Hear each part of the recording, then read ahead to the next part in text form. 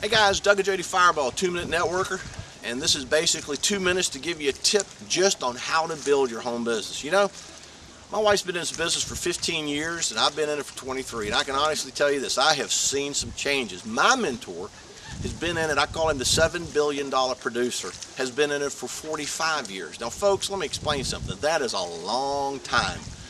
Recently in a conversation with this gentleman, he made a comment that blew my mind. He says, you know, in the over 40 years I've been in this business, he says, I've seen a lot of change. He says, but the one thing that I haven't seen is people change. He said, the business has changed, technology's changed, how we do this business has changed, but people have not changed.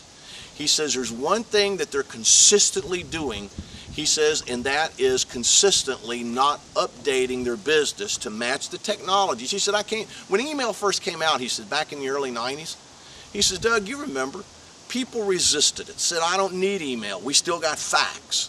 And then when cell phones came out, people gravitated slowly towards them. He says, but they were still used to the landlines. He says, then when the internet came out, oh, I don't need that. He says, I've got face-to-face and belly-to-belly. Well, yeah, you've got to do both, but he says it's the people that morphed their business, connected to the changes. He says that their business changed and skyrocketed. Here's a tip. Change with the changes. Transform with what's being transformed and evolve your business as the industry is evolving.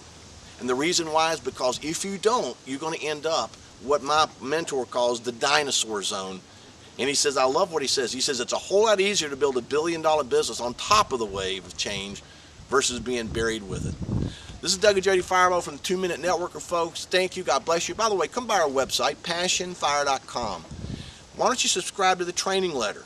And by the way, we also have a blog called MLMnewstoday.com, MLMnewstoday.com. Subscribe to the podcast. We do a daily podcast. It's free. Something, guys, that'll just teach you. Thank you. See you at our site.